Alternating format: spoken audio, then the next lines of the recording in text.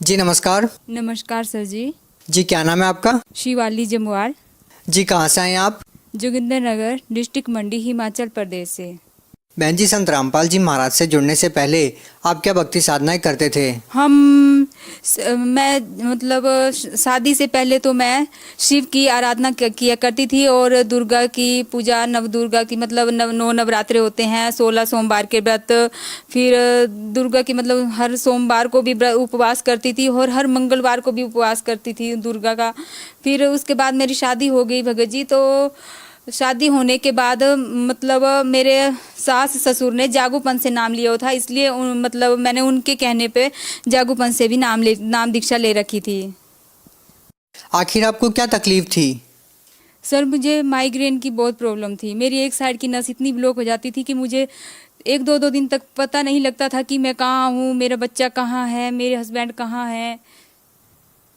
तो मतलब हम अक्सर मतलब डॉक्टरों के पास जाते रहते थे, तो उन्होंने इस बात को नोट किया और उन्होंने हमें ये बुक दी पढ़ने के लिए और सत्संग देखने के लिए कहा। बहन जी, आपने संत रामपाल जी महाराज से नाम दीक्षा कब ली?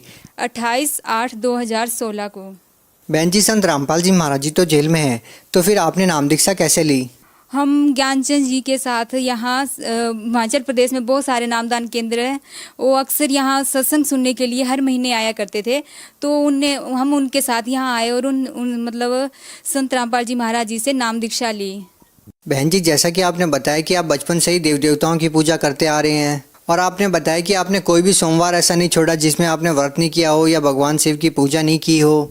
इन सारी पूजाओं को करने के बाद भी आपको बहुत सारी तकलीफ़ें हुई। फिर आप संत रामपाल जी महाराज जी की शरण में आते हैं, तो फिर उसके बाद आप क्या अनुभव करते हैं?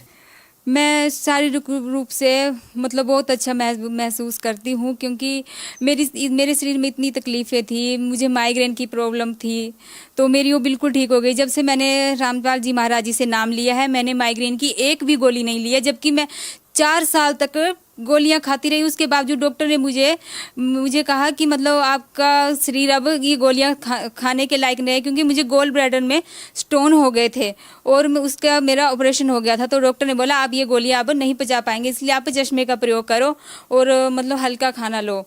तो मेरा ऑपरेशन होने के बाद मेरा जो भी मैं कुछ खाती थी वो कभी भी नहीं ठीक ढंग से नहीं पच पाता था।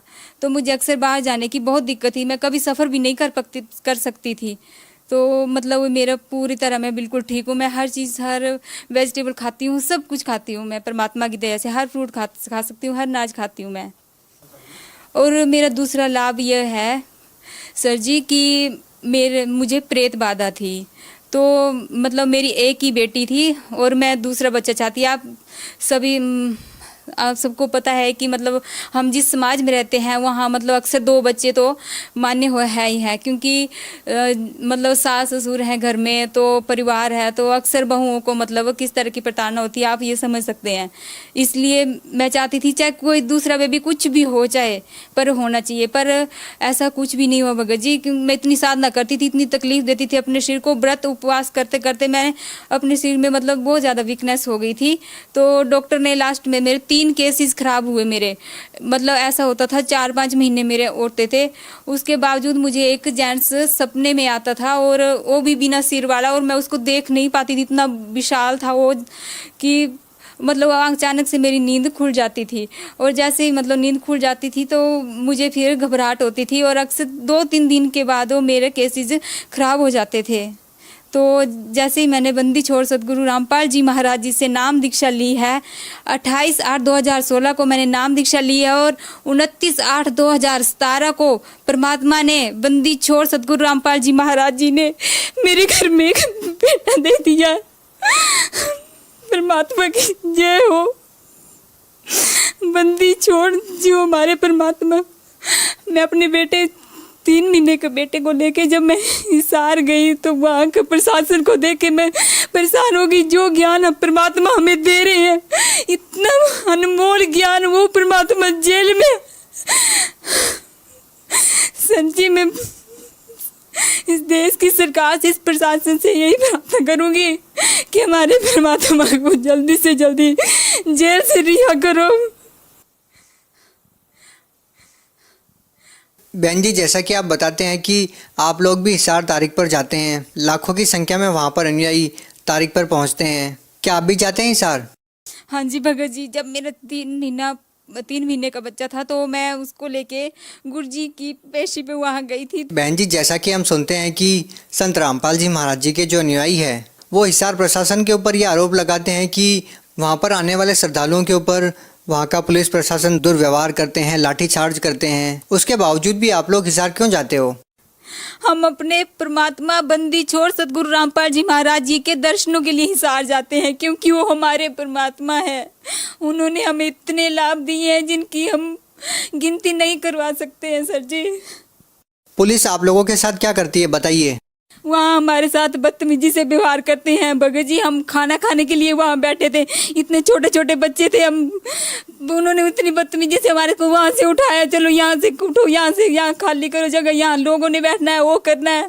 सर जी हमारे को इतनी गंदी जगह पे बिठाया उन्होंने, वहाँ पे जहाँ पे प्लेटफार्म है, रेल से हम उतरे थे, बैठते थे वहाँ पे इतनी बदतमीजी से पेश आते हैं। वो बहू बेटियों की मतलब कोई भी इज्जत नहीं करते हैं। क्या बेटी बचाओ अभियान है हमारे सरकार का कि बहू बेटियों को इतना प्रताड़ित किया जाता है, वो भी हमारे क्या गुनाह है कि हम अपने परमात्मा के दर्शनों के लिए जाते हैं वहाँ पे। आपको और क्या क्या लाभ मिले संत रामपाल जी से नाम दीक्षा लेने के बाद? मेरे पति को 18 mm की पथरी थी, जिसके 3-4 अल्ट्रासाउंड हम ले चुके थे और बहुत सारी दवाइयाँ खा चुके थे। लेकिन अंत में ऐसा हुआ कि उनकी जो 18 mm की पथरी है उनकी पेशाब की नाली में जाके फंस गई। डॉक्टर और मतलब मेरे सास ससुर सब यही कहने लगे कि हम इनका ऑपरेशन करवा देंगे, लेकिन मैं नहीं चाहती थी, ना ही मेरे पति चाहते थे कि मेरा ऑपरेशन हो। इसलिए हमने संत रामपाल जी महाराज जी से हमने प्रार्थना लगवाई और तीसरे ही दिन मेरे पति की पथरी वो बिल्कुल बिना दर्द के निकल के आ गई। बहन जी, आप भगत समाज को क्या संदेश देना चाहते हैं? सर जी मैं भगत समाज को संदेश क्या, मैं सिर्फ हाथ जोड़ के विनम्र प्रार्थना कर सकती हूँ। बंदी छोड़ सतगुरु रामपाल जी महाराज परमात्मा के रूप में इस धरती पे अवतार हुए हैं, इसलिए उनसे नाम दीक्षा लो और अपना उद्धार करवाओ। बहुत बहुत धन्यवाद सत साहिब जी।